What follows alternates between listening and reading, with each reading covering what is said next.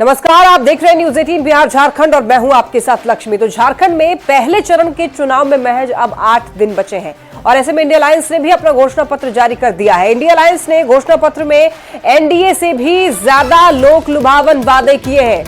आपको बताते चले कि गठबंधन ने इस घोषणा पत्र को 1 वोट 7 गारंटी के नाम से जारी किया है, जिसमें झारखंड के 10 लाख युवक युवतियों को नौकरी और रोजगार देने का वादा किया है। तो हर गरीब परिवार को 450 रुपए में गैस सिलेंडर का वादा किया है और राज्य में प्रति व्यक्ति 7 किलो अनाज देने का भी वादा किया। इंडिया अलायंस ने किसानों का भी पूरा ख्याल रखा है। धान की एमएसपी 2400 रुपए प्रति क्विंटल से बढ़ा करके 3200 रुपए करने का भी वादा किया।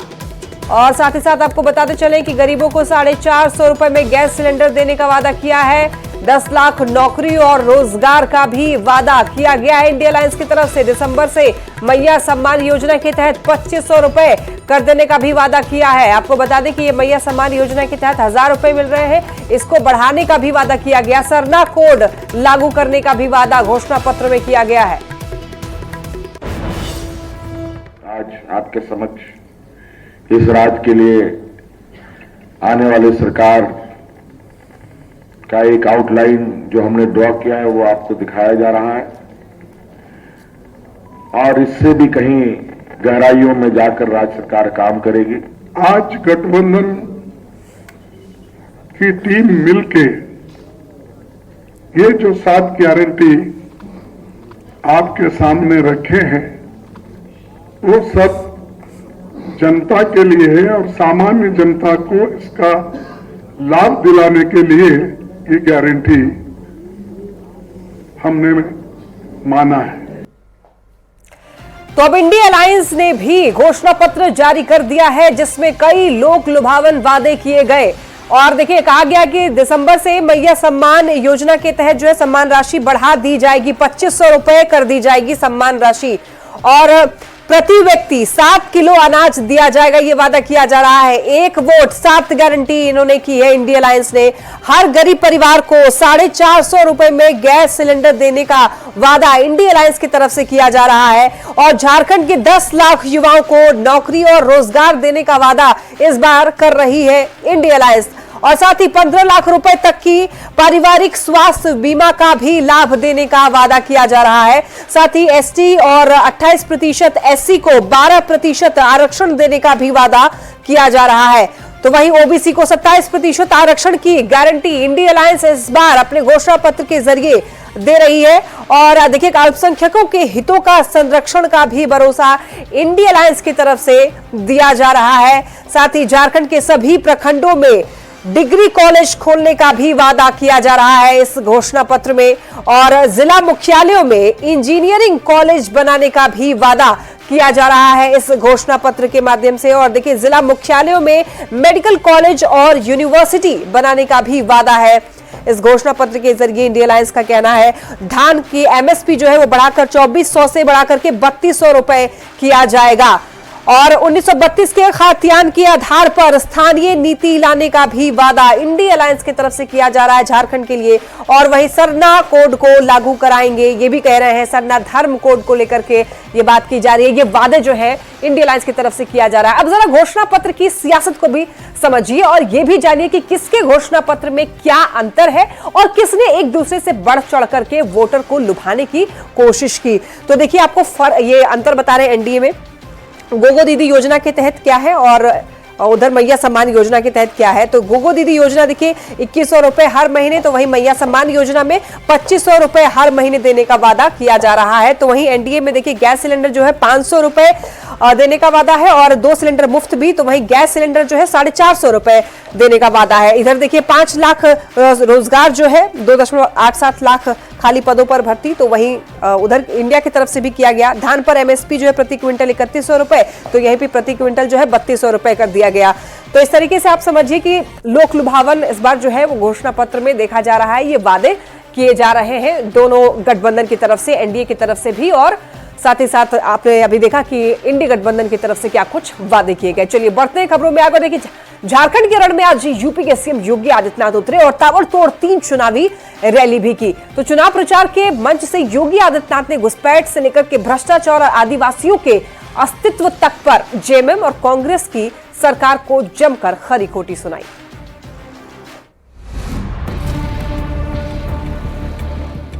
झारखंड में जैसे जैसे चुनाव प्रचार जोर पकड़ रहा है, बयानबाजी भी तेज हो गई है। मंगलवार को उत्तर प्रदेश के मुख्यमंत्री योगी आदित्यनाथ ने झारखंड में ताबड़तोड़ रैलियां की और एक रहिए नेक रहिए के बयान को फिर से दोहराया। हजारीबाग के बड़कागांव विधानसभा में प्रचार के दौरान योगी आदित्यनाथ ने कहा कि ये समय बंटने का नहीं है। जब भी जाति, क्षेत्र और भाषा के नाम पर बंटे हैं तो निर्ममता से कटे हैं। आज ये लोग यात्रा रोक रहे हैं। बहनों और भाइयों, आने वाले समय में घरों के अंदर घंटी और शंख भी नहीं बजाने देंगे और इसलिए आवश्यकता है, आपसे कहने के लिए आए हैं, भाजपा को लाइए, एक रहिए और नेक रहिए। सीएम योगी ने प्रचार के दौरान महागठबंधन पर जोरदार हमला बोला। उन्होंने जातियों में न बंटने की अपील करते हुए जनता से अपनी ताकत का एहसास कराने को कहा और उन्होंने कहा कि ऐसा करने पर पत्थरबाज झाड़ू लगाते हुए दिखाई देंगे। आप बंटेंगे तो कोई आपके साथ खड़ा नहीं होगा। यही कांग्रेस करती आई है लगातार 1947 से। यही कांग्रेस ने देश को जख्म दिए, यही आरजेडी ने बिहार में जख्म दिए और यही झारखंड मुक्ति मोर्चा इस झारखंड के साथ कर रही है। झारखंड में तेजी से बदल रही डेमोग्राफी को लेकर योगी ने लोगों को चेताया और जेएमएम पर बांग्लादेशी घुसपैठियों को झारखंड में पनाह देने का आरोप लगाया। हेमंत सोरेन सरकार के पूर्व मंत्री आलमगीर आलम की तुलना मुगल शासक औरंगजेब से करते हुए कहा कि एक औरंगजेब था जिसने हमारे देश को लूटा, एक आलमगीर आलम है जिन्होंने झारखंड के गरीबों को लूटा। आलमगीर आलम थे, औरंगजेब देश को लूटा था, उसने देश के पवित्र मंदिरों को नष्ट किया था उसने। और दूसरा, झारखंड मुक्ति मोर्चा का भी तो एक मंत्री था आलमगीर, जो यहां लूट करके जिसके घरों में नोटों की गड्डियां के गरीबों के। झारखंड में बीजेपी के स्टार प्रचारक जेएमएम और उसके सहयोगियों पर लगातार हमलावर हैं। परिवारवाद, भ्रष्टाचार और बांटने की राजनीति का आरोप लगा रहे हैं। अब ये देखना होगा कि सत्ताधारी दल इस पर क्या पलटवार करते हैं और सूबे की सियासत किस ओर करवट लेती है। हजारीबाग से सुशांत सोनी, जमशेदपुर से आशीष तिवारी और कोडरमा से रितेश लोहानी के साथ ब्यूरो रिपोर्ट, न्यूज़ 18। झारखंड में 13 नवंबर को पहले चरण की वोटिंग है और उससे पहले बीजेपी नेता ताबड़तोड़ जनसभाएं कर रहे हैं। आज रक्षा मंत्री राजनाथ सिंह ने रांची के रातू में जनसभा को संबोधित किया। इस दौरान जेएमएम को जमकर मलाई मारो नाम दिया। इस रिपोर्ट में देखिए। झारखंड मुक्ति मोर्चा को अंग्रेजी में कहते जेएमएम, यानी जमकर मलाई मारो। यही नाम दिया है राजनाथ सिंह ने जेएमएम यानी झारखंड मुक्ति मोर्चा को। मौका था रांची के रातू में जनसभा का, बीजेपी उम्मीदवार नवीन जायसवाल के समर्थन में चुनावी सभा का, जहां राजनाथ सिंह हेमंत सरकार पर जमकर बरसे। उन्होंने जेएमएम सरकार को आदिवासी विरोधी और लोगों के खून को चूसने वाली सरकार बताया। भाजपा की सरकार आती है तो ठीक ठाक सरकार चलती है, तेजी के साथ विकास होता है, लेकिन जहां झारखंड मुक्ति मोर्चा की सरकार बनी है, सब मलाई मारना शुरू कर देते। राजनाथ सिंह यही नहीं रुके, उन्होंने इंडी गठबंधन वाली हेमंत सरकार को घुसपैठ के मुद्दे पर भी घेरा। लगातार अवैध घुसपैठी झारखंड में प्रवेश कर रहे हैं। मैं पूछना चाहता हूं, मुख्यमंत्री हेमंत सोरेन जी, आप हेमंत जी क्या कर रहे थे? जिस आदिवासी भाइयों की आबादी बहुत बड़ी आबादी थी, मैं कह सकता हूं कि उनका बहुमत था, वहां पर उनकी आबादी घटकर केवल 28%, 100 में 28 लोग कैसे रह गए? राजनाथ सिंह ने जेएमएम सरकार को घुसपैठ से लेकर भ्रष्टाचार तक के मुद्दे पर जमकर घेरा। इस दौरान बड़ी संख्या में लोग राजनाथ सिंह को सुनने के लिए इकट्ठा हुए। अब देखना होगा कि ये हुजूम वोट में कितना तब्दील होता है और राजनाथ सिंह की अपील का कितना असर होता है। Bureau report, news 18, Bihar Jharkhand. Jharkhand के महासंग्राम में आज कांग्रेस के राष्ट्रीय अध्यक्ष मल्लिकार्जुन खड़गे भी उतरे और हजारीबाग के मांडू और रांची के काकी में 2 चुनावी सभा को संबोधित किया। तो इस दौरान खड़गे ने झारखंड में घुसपैठ के मुद्दे पर पीएम मोदी और अमित शाह पर जमकर पलटवार किया और पूछा कि 10 साल में केंद्र में सत्ता उनके हाथ में है तो वो क्या कर रहे थे। उन्होंने बॉर्डर पर घुसपैठ रोकने के लिए क्या कदम उठाए। घुसपैठियों को बाहर निकालेंगे। अमित शाह यहाँ आकर घुसपैठियों की बात कर रहे थे, डरा रहे थे। अरे भाई, घुसपैठी लोगों को निकालना ये जरूरी है, फिर 10 साल में क्यों नहीं निकाले? क्या 10 साल में नींद की गोली खा के सो गए थे? हुकूमत तो आपके पास है और घुसपैठियां घुसे अंदर घुसे, तुम क्या कर रहे? क्या भुट्टे बुन रहे थे? अरे जिस आदमी के पास हुकूमत है वो अगर ऐसी मजबूरी की बात करता है तो वो गद्दी पे बैठने के लायक नहीं है। पश्चिमी सिंहभूम के छोटा नगर में आपको बता दें कि मुख्यमंत्री हेमंत सोरेन ने चुनावी सभा को संबोधित किया और मंच से पीएम मोदी पर जमकर निशाना साधा। रोटी बेटी और माटी बचाने के लिए मोदी के बयान को लेकर हेमंत सोरेन ने गुजरात और मणिपुर की घटना का जिक्र किया। पीएम मोदी से जवाब मांगा। में सब अधिकार की रक्षा करना और आता है यहाँ पर सुना है हमको बेटी रोटी माटी बचाना। ये बेईमान लोग बेटी का बात करेगा। गुजरात में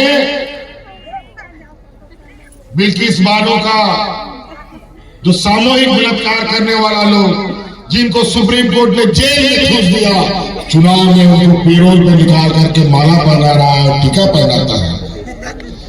मणिपुर का हालत देखो, आदिवासियों को कैसे लड़का करके घुमाया गया। आज तक प्रधानमंत्री गृह मंत्री वहां नहीं गया। ये क्या बात करेंगे? देश बचाने की बात, आदिवासियों की बचाने की बात। गुमला के हवाई अड्डा मैदान में कल्पना सोरेन ने चुनाव प्रचार किया और जेएमएम उम्मीदवार भूषण तिर्की के लिए वोट मांगा। इस मौके पर कल्पना सोरेन ने बीजेपी पर झारखंड की खनिज संपदा लूटने की साजिश का आरोप लगाया। और इनकी पैनी नजर है कि कैसे हम वो खनिज संपदा निकाले। आज ये जंगल के जंगल काट देते हैं, इन्हें तनिक भी चिंता नहीं आती है। आज ये हमारी धरती, हम प्रकृति की पूजा करते हैं, हम धरती की पूजा करते हैं, पेड़ की पूजा करते हैं, पहाड़ की पूजा करते हैं। आज ये हमसे हमारा अस्तित्व छीनने की बात करते हैं। आज ये हमें विकसित करने के लिए नहीं, ये जहां जहां बड़े बड़े कारखाने लगाते हैं उससे वहां के रहने वाले लोगों का जो जान माल का नुकसान होता है, ये उसको देने का काम करते हैं। गोड्डा से बीजेपी सांसद निशिकांत दुबे का बड़ा बयान। झारखंड से घुसपैठियों को भगाएंगे, घुसपैठियों के बच्चे को आदिवासी का दर्जा नहीं देंगे, घुसपैठियों के कब्जे से जमीन वापस ली जाएगी। बीजेपी इतिहास को जिंदा रखना चाहती है। सिद्धो कान्हू के नाम पर दुमका में संग्रहालय बनेगा। 5 करोड़ की लागत से संग्रहालय बनाया जाएगा।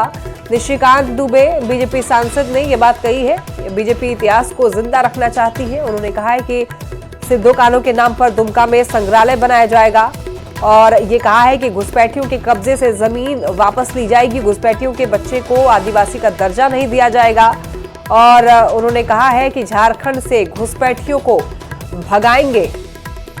साथ ही उन्होंने कहा है कि जमीन वापस दी जाएगी घुसपैठियों से। बीजेपी इतिहास को जिंदा रखना चाहती है। सिद्धो कान्हू के नाम पर दुमका में संग्रहालय बनाने की भी बात की। चिन्हित करके इनको कैसे बांग्लादेश भगाया जाए, ये मैनिफेस्टो का सबसे बड़ा पार्ट है। दूसरा ये है कि जो आदिवासी लड़कियों ने शादी कर ली, उनके बच्चों को आदिवासी का दर्जा हम नहीं देंगे। तीसरा जो जमीन है जो आदिवासियों का कब्जा कर लिया है बांग्लादेशी घुसपैठियों ने, उनको फिर से आदिवासियों को दें और एनआरसी लागू करें। सारठ विधानसभा सीट से बीजेपी उम्मीदवार रणधीर सिंह के चुनाव प्रचार करने के लिए पहुंचे शिवराज सिंह चौहान ने किसानों के हर हित का ख्याल रखने का भरोसा दिलाया।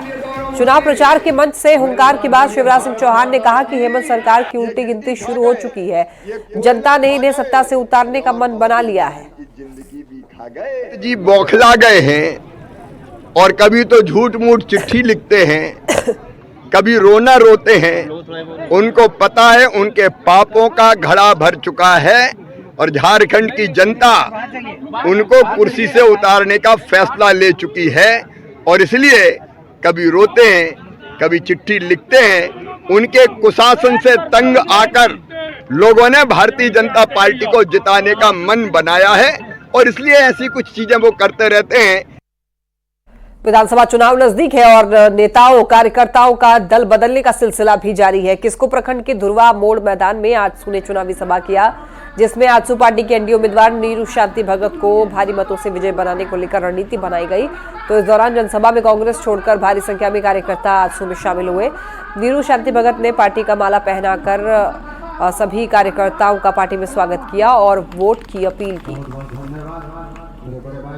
पार्टी में हमारे सैकड़ों युवाओं ने आजसू पार्टी का दामन थामा हुए। आजसू के नीति सिद्धांतों को देखते हुए ही आजसू पार्टी का दामन थामा है और जितने भी युवागण यहाँ आजसू पार्टी में आए, मैं उन्हें भी तहे दिल से धन्यवाद देना चाहती हूँ।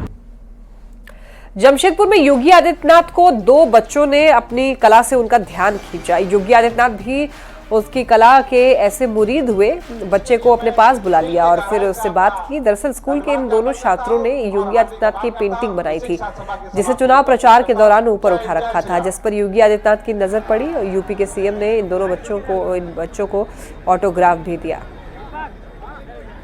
हम लोग है ना फोटो को उठा के रखे थे, फिर उनका नजर पड़ा जाते जाते, तब उन्होंने हमें इशारे से बुलाया और यहाँ बोले कि बहुत अच्छा बनाया और ऑटोग्राफ दिया। देखिए, एक मुख्यमंत्री ने आपको जो है ऑटोग्राफ दिया, कितनी खुशी लग रही है? बहुत खुशी लग रही है। क्या नाम हुआ? Sumit Kumar. PMC media school में मैं पढ़ता हूँ।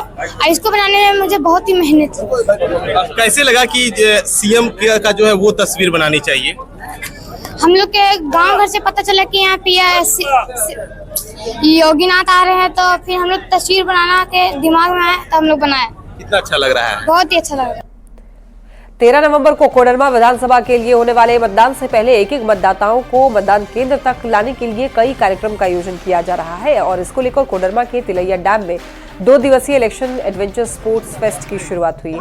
2 दिनों तक चलने वाले इस एडवेंचर स्पोर्ट्स में पानी में होने वाले खेलों का आयोजन किया जा रहा है। जिला पर्यटन पदाधिकारी कैलाश राम ने लोगों से वोट करने की अपील की। भारी से भारी मतलब घर से बाहर निकलिए और वोट कीजिए और एडवेंचर स्पोर्ट के माध्यम से लोगों को जागरूक किया जा रहा है कि वोट परसेंटेज को ज्यादा से ज्यादा मतलब हो सके और जहां वोट परसेंटेज जहां ज्यादा कम हुआ है उस वोट को ज्यादा से ज्यादा वहां वोट कराया जा सके, इसके लिए आयोजन एडवेंचर स्पोर्ट कराया जा रहा है। 5 साल का पर्व है, 5 साल में एक बार आता है और खासकर हमारे झारखंड विधानसभा जो हमारा लोकल चुनाव है, मतलब झारखंड में डेवलपमेंट के लिए, तो मैं तो यही अपील करना चाहूंगा कि अगर आपको डेवलपमेंट चाहिए आपके क्षेत्र में तो वोट का इस्तेमाल जरूर करें। बिना वोट को आप सरकार को ब्लेम नहीं कर सकते कि आपने ये काम क्यों नहीं किया, ये काम क्यों नहीं किया। और इस वक्त की एक बड़ी खबर देखिए, 16 ठिकाने पर सीबीआई की रेड, लाखों रुपए का सोना चांदी बरामद हुआ है और भारी मात्रा में नकद की बरामदगी हुई है। आपको बता दें कि 3 राज्यों में 16 ठिकाने पर दबिश, झारखंड में भी कई जगहों पर छापेमारी, पटना कोलकाता में भी सीबीआई की दबिश। अवैध पत्थर खनन से जुड़ा है ये मामला। पिछले साल नवंबर में एक मामला दर्ज हुआ था, मामले में चार्जशीट भी दायर हो चुकी है। तो अवैध खनन मामले में 16 ठिकाने पर सीबीआई ने रेड की। ये बड़ी खबर आप तक पहुंचा रहे हैं। बता दें आपको कि नकद की बरामदगी भी हुई है, लाखों रुपए का सोना और चांदी भी बरामद किया गया है। तो भारी मात्रा में नकद की बरामदगी भी हुई है, तस्वीरों में आप साफ तौर पर देख सकते हैं। झारखंड में भी कई जगहों पर देखिए छापेमारी की जा रही है और आपको ये बता दें कि अवैध पत्थर खनन से जुड़ा हुआ ये मामला है। साहिबगंज में भी अवैध खनन और मनी लॉन्ड्रिंग को लेकर के 8 ठिकानों पर सीबीआई की छापेमारी हुई, जिसमें लाखों रुपए और सोने चांदी बरामद हुए। सीबीआई की टीम साहिबगंज जिले के मिर्जा चौकी में पत्थर व्यवसायी रंजन वर्मा और साथ ही साथ आपको बता दें अवध किशोर सिंह, टिंकल भगत, संजय जायसवाल के यहां पर सीबीआई ने दबिश दी।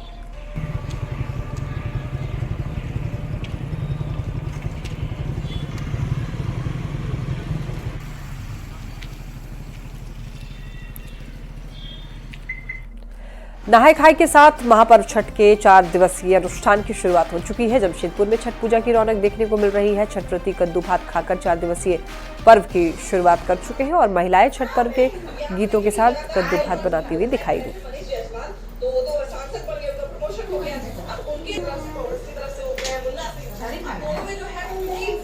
और इसी के साथ इस बुलेटिन में इतना ही। तमाम खबरों के लिए आप देखते रहिए News 18।